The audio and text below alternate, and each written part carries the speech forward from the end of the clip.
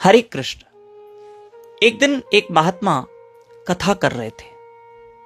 जैसे कथा विराम हुई, महात्मा जाने लगे तो उनके साथ एक व्यक्ति साथ में था, महात्मा के साथ। उस व्यक्ति ने महात्मा से कहा, महाराज जी, ये जो सामने व्यक्ति आ रहा है ना, ये बहुत बड़ा धनवान व्यक्ति है, बड़ा उद्योगपति है। ये कम से कम इतना इतना इसके पास इतना धन है, करोड़ों की संपत्ति है। तो महात्मा ने कहा कि ये धनवान सेठ कभी सत्संग कथा कीर्तन में भी जाता है क्या?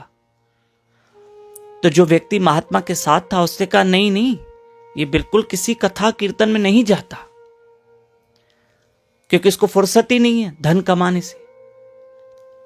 महात्मा ने मन में सोचा कि इसके पास करोड़ों की संपत्ति है, इसने करोड़ों रुपए जमा किए हैं, इसके पास नाम धन कितना होगा?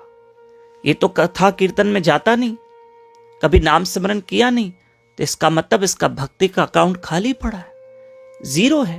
तो इस व्यक्ति का बनेगा क्या? जब इसकी मृत्यु होगी तो फिर इसका भला कैसे होगा? क्योंकि करोड़ों की संपत्ति तो इसने जमा की, वो इसको यहां काम आएगी, पर भगवान नाम तो उसको यहां और ऊपर हर जगह काम आएगा। चलो, इस धनवान सेठ को आज कहते हैं कि आप भी कथा में आया करो।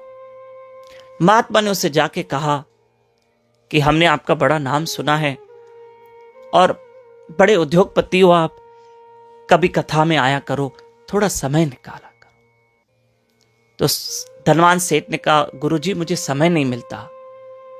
तब गुरुजी ने कहा, हम आपके भले के लिए कह रहे हैं, आप बैठो कथा में, कुछ नाम सिमरन करो, कुछ थोड़ी देर कथा सुनो। जीवन में बहुत कुछ भला हो सकता है, बहुत कुछ, नाम धन भी कमाओ। गुरुजी मुझे जरा भी फुर्सत नहीं मिलती है, मैं क्या करूं? अभी मेरे बच्चे भी छोटे छोटे हैं, पढ़ाई कर रहे हैं, मेरा व्यापार है, मेरी पत्नी, मुझे सब देखना पड़ता है, और मेरी 2-2 फैक्ट्रियां हैं, 2-2 कारखाने हैं, मैं कहां कहां जाऊं? कोशिश करूंगा। महात्मा ने कहा, ठीक है, कोशिश करेगा। 2-3 वर्ष बीते। एक जगह पर उस महात्मा का भी और उस धनवान से व्यक्ति की मुलाकात हुई।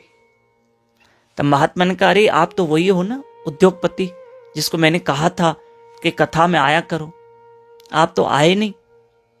बोले, क्या करूं गुरुजी, काम बिजनेस और बढ़ गया है, मुझे जरा फुर्सत नहीं है, अब बेटे भी थोड़े जवान हो गए हैं, उनको भी देखना पड़ता है, और अकेला हूं, कैसे करूं, इधर भागूं इधर भागूं। बोला, भाई कुछ तो भजन कर, कभी तो सत्संग में आओ, कभी तो कुछ धर्म कर्म करो। बोला, गुरुजी कोशिश करूंगा। ऐसे करके कुछ समय और बीता। अब बेटे बड़े हो गए, बेटे अब जवान 20-20 साल के हो गए। तो महात्मा ने कहा, उस धनवान सेठ से फिर कहीं मुलाकात हुई। तो महात्मा ने कहा, भाई मैं तुम्हें हमेशा कहता हूं, तुम कहते हो मैं कोशिश करूंगा, अब 2 बेटे भी तो बड़े हो गए। बोला, अब बेटे भी फैक्ट्री कारखाने संभाल पा रहे हैं, वो भी मेहनत कर रहे हैं, तो आ जाओ कथा में। बोला, अब मैं नई फैक्ट्री का निर्माण करने जा रहा हूं। अरे भैया जरूर करो, ठीक है, पर भजन तो करो। कोशिश क्यों कह रहे हो बार बार, मैं कोशिश करूंगा, लग जाओ भजन में, भगवान ने इतना दिया, बेटे भी जवान हो गए। बोला, गुरुजी कोशिश करूंगा। अब बेटों की शादियां भी देखी नहीं, पैसे भी तो चाहिए, पोते होने वाले हैं, पोतों को भी देखना है। एक बात बताऊं प्रिय बंधु, आज का इंसान 70-80-90 वर्ष जीता है। उस 70-80-90 वर्ष में भी सोचता है मैं बेटों का मुंह देख के जाऊं, मैं पोतों का मुंह देख के जाऊं। अरे इंसान तो 500 वर्ष भी जिएगा ना, तो फिर कहेगा पर पोते का मुंह देख के फिर जाऊं, फिर उसके बेटे का मुंह देख के जाऊं, फिर उसके अरे मेरे गोविंद का मुंह देखो ना, उसका हरि का दर्शन करो प्यारे, भगवान का दर्शन करो। उसका दर्शन कब करोगे? आज हमारे गोद में पोते बैठे, हमको खुशी हो रही ना।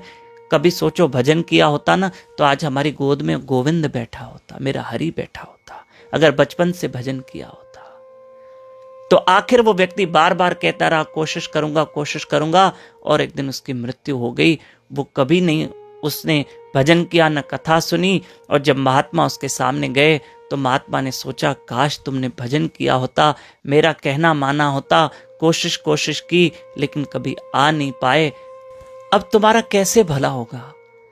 धन तो तुमने बहुत जमा कर लिया, पर नाम धन जमा किया होता तो वो तुम्हारे साथ चलता और तुम्हारा भला करता।